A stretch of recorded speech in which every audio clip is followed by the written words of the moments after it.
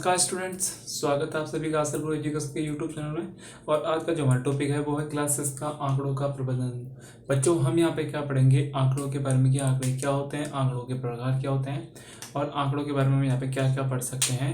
तो चलिए हम डिटेल में शुरू करते हैं। सबसे मैं बताता हूँ कि आंकड़े क्या होते हैं। आंकड़ों की परिभाषा मैं बात करता हूँ तो आंकड़ों की परिभाषा क्या होती है, गणितीय संख्याओं के रूप में जो भी सूचनाएं होती है हमारे पास और जो सूचनाओं का जो संग्रहण होता है उनको एकत्रित करना, उन्हें हम कहते हैं आंकड़े। बच्चों, बस अगर सिंपली मैं बात करूँ आंकड़ों की, तो जैसे आप किसी क्लास टीचर की बात करते हैं, अगर आपका क्लास टीचर आपका टेस्ट लेता है, आपको कोई भी टीचर आपका टेस्ट लेता है, जो वो उन सभी आपने जो प्राप्तांक प्राप्त किए हैं टोटल मार्क्स में से, उनका जो कलेक्शन होता है, उनका जो संग्रहण होता है, उनको जो एकत्रित करना होता है, वही हमारे क्या कहलाते हैं, आंकड़े। ठीक है। फिर उसके बाद आता है आंकड़ों के प्रकार। दोस्तों बच्चों, आंकड़ों के दो प्रकार के होते हैं आंकड़े।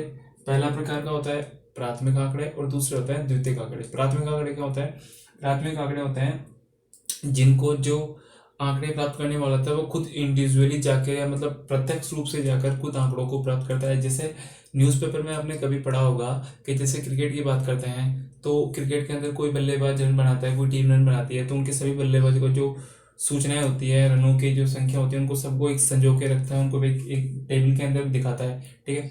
तो उसको मैं कहता हूँ प्राथमिक आंकड़े। और द्वितीयक आंकड़े होते हैं, द्वितीयक आंकड़े क्या होते हैं, उनको किसी न्यूज़पेपर, किसी प्रलेख, किसी रजिस्ट्रार या किसी ऑफिस के द्वारा, किसी प्रकाशित लेखों के द्वारा हमें प्राप्त होते हैं, वो होते हैं हमारे द्वितीयक आंकड़े।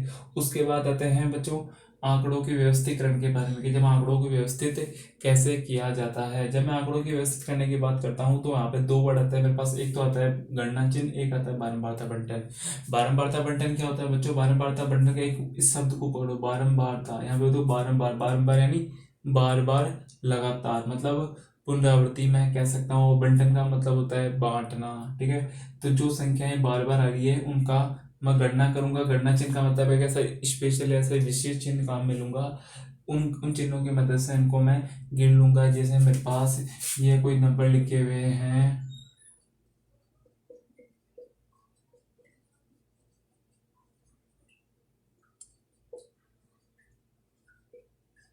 ये मेरे पास कोई आंकड़े लिखे हैं। अगर मैं बात करूं यहाँ पे अंक 5 की, तो अंक 5 कितनी बार आ रहा है, तो गणना चिन्ह, इस गणना चिन्ह का यूज कैसे करूंगा। यहाँ पे देखो 5 कितनी बार आ रहा है, 1 2 3 4 5, और एक मान लो यहाँ पे कितनी बार आ रहा है, 6 बार। तो उनको गणना चिन्ह में कैसे लिखूंगा, गणना चिन्ह के अंदर मैं कैसे लिखूंगा, यहाँ पे मैं बताता हूँ गणना चिन्ह में कैसे लिखूंगा। जैसे कितने बार आ गए तो मैं लिखूंगा 1 2 3 4 5, सॉरी 1 2 3 4, ये तो मैंने 4 लिख दिया। फिर 5वां मैं क्या करूंगा, इसको यहाँ से काटूंगा, तो ये कितना, ये काटना, ये हटेगा नहीं, इसको बोलूंगा मैं 1 2 3 4 5। जब भी 4 को मैं 4 सीधी रेखा खींचे उसको एक आड़ी तिरछी रेखा से काटूंगा तो ये मेरा 5 काउंट होगा। उसके बाद मैं लिख दिया यहाँ पे 1, तो ये कितना हो गया मेरा 6। तो मैं इसका काउंट कैसे करूंगा, 5 और 1 6।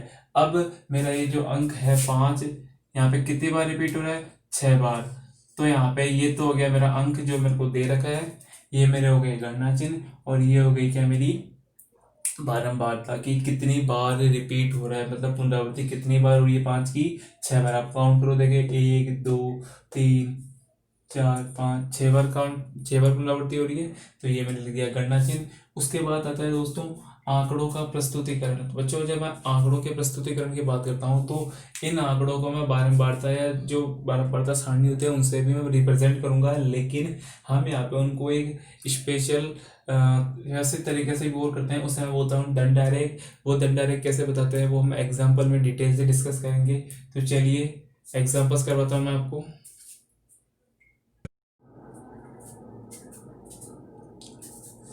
चलिए स्टूडेंट्स, अब मैं बात करता हूँ एग्जांपल्स की। अब मैं सबसे पहले बात करता हूँ कि ये मेरे को कोई जैसे आंकड़े दिए हैं किसी क्रिकेट मैच के, या किसी क्रिकेट मैच के आंकड़े दे रखे हैं मेरे को, और मेरे को बोला गया है कि आपको बारंबारता सारणी बनानी है। तो बच्चों, बारंबारता सारणी किस प्रकार से बनानी है मैं आपको बताता हूँ।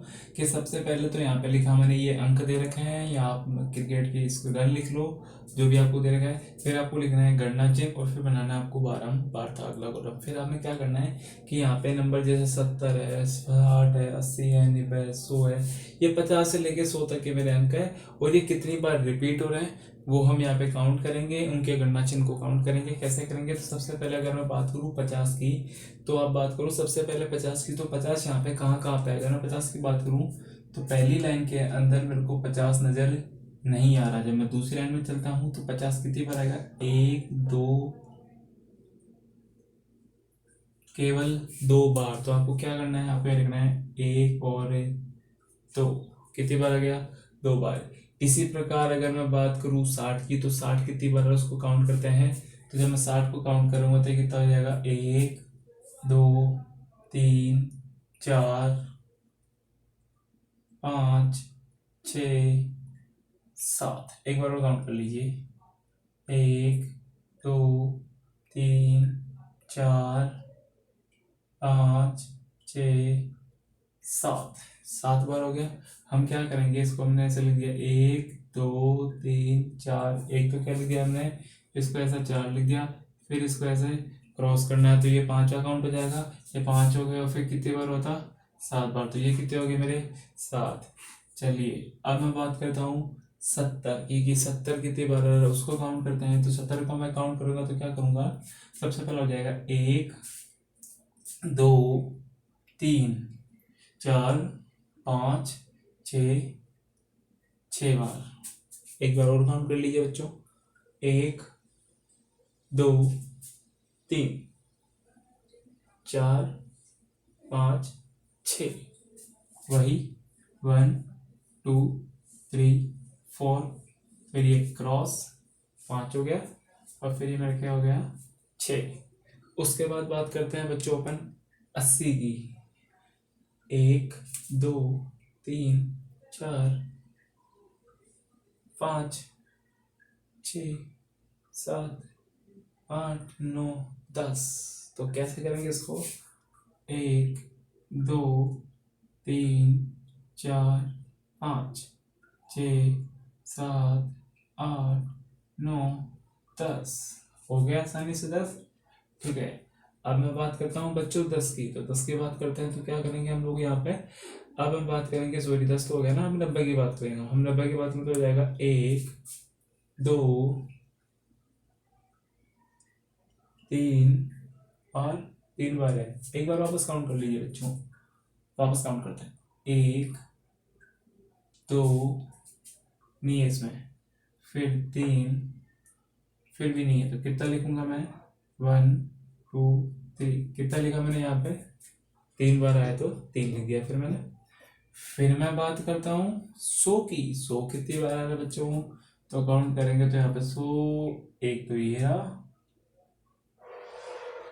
और एक ही बार है तो मैं इसको लिख दिया मैंने 1। कितना हो गया? 1।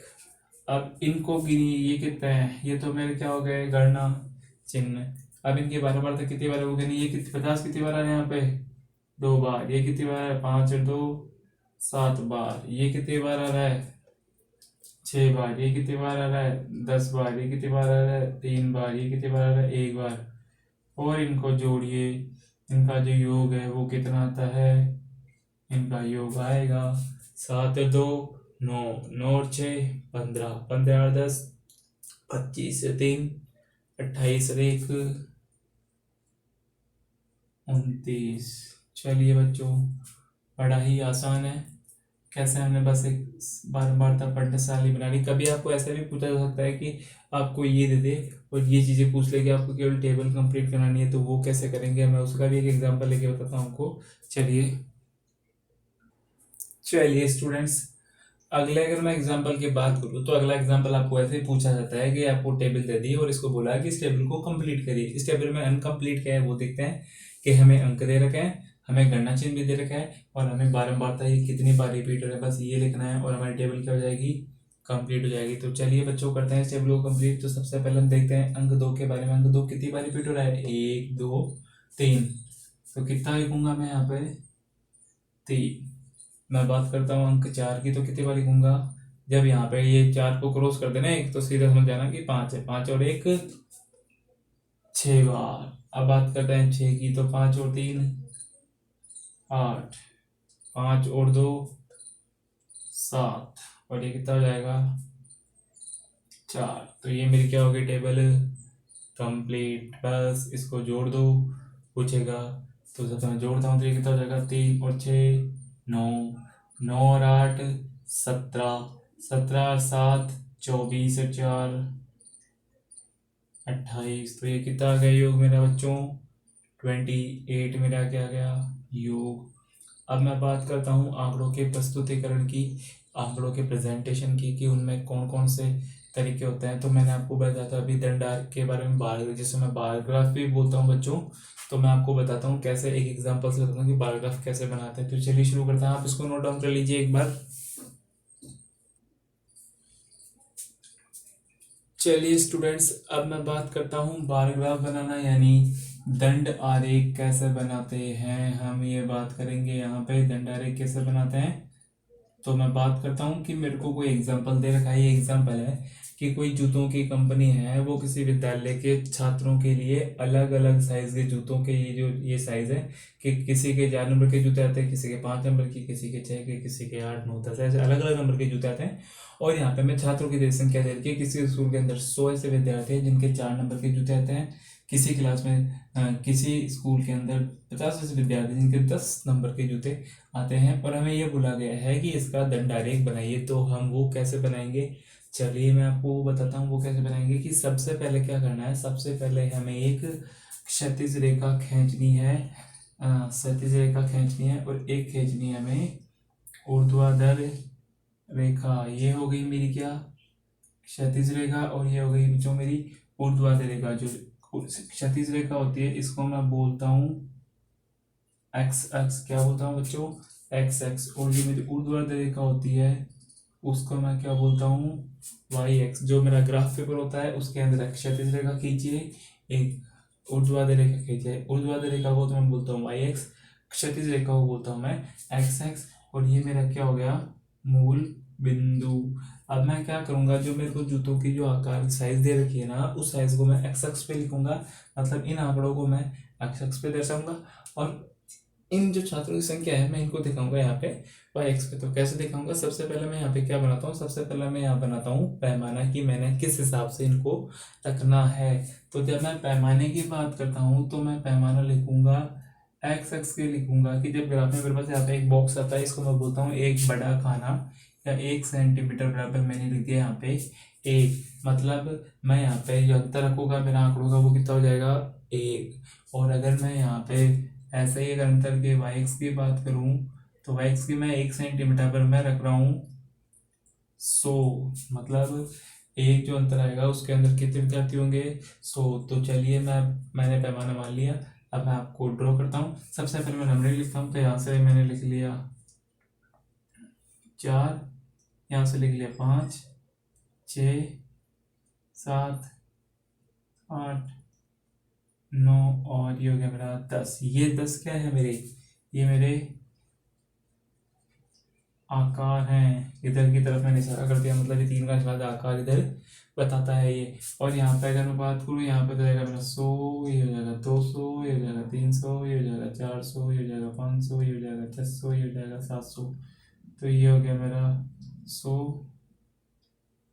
200 300 400 500 600 और 700। अब 800 1000 तक लिख सकते हो। हमारा काम कहाँ तक चल रहा है, केवल 600 तक। तो बच्चों मैंने क्या बना लिया, मैंने ग्राफ पेपर बना लिया। अभी मैंने दंड आरेख नहीं बनाया है, वो कैसे बनाऊंगा वो आप देखिए। सबसे पहले मैंने क्या बना लिया, सबसे मैंने बना लिया क्या, दंड आरेख। अब जब मैं ग्राफ पेपर की बात करता हूँ, जब मैं दंड आरेख बनाऊंगा तो यहाँ पे जो मेरा अंतर है ये 4 वाला, यहाँ से 0.5 इधर और 0.5 इधर, ठीक है, 0.5 इधर और आधा इधर, वो बॉक्स कैसे बनाऊंगा। तो यहाँ पे देखिए 4 साइज के जूते कितने हैं 100। तो ये रहा मेरा 100। तो मैंने इसको क्या कर दिया ऐसे, बंद है, क्या कर दिया मैंने इसको ऐसे, थोड़ा सा 0.5 इधर आया, मैं थोड़ा 0.5 इधर क्या दिया, मैंने क्या बना दिया बॉक्स। ये मेरा दंड बन गया। तो ये बन गया मेरा दंड। ये पहले आंकड़े के लिए बन गया, कितने 4 के लिए मैंने 100 पे किया, ये हो गया मेरा, ठीक है। उसके बाद बात करें तो 5 पे 250 की। तो 250 कहाँ पे होगा, 250 बच्चों ये रहा, 300 और 200 के बीच में कुछ यहाँ पे होगा, लेकिन इसको 5 पे लेके आना है तो कुछ यहाँ पे हो जाएगा। तो ये हो जाएगा मेरा दूसरा दंड, कितने दंड हो गए बच्चों? दो आंकड़ों के लिए हमने कितने दंड बनाए? दो। अब मैं बात करता हूँ 6 के 400 के लिए। तो 400 कहाँ पे आएगा? 400 कुछ यहाँ पे आएगा। चल मैं 400 की बात करूँगा तो 400 के यहाँ पे आ गया, 400 यहाँ पे आएगा।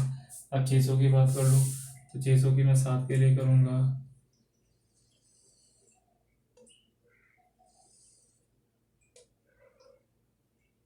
ये मैंने बना दिया। 7 के लिए कितने का हो गया? 600। 600 पे आ गया। ये ला 8 के लिए 300, तो ये 300 रहा। ये 800, सॉरी 8 सहकार के लिए कितने हैं मेरे पास?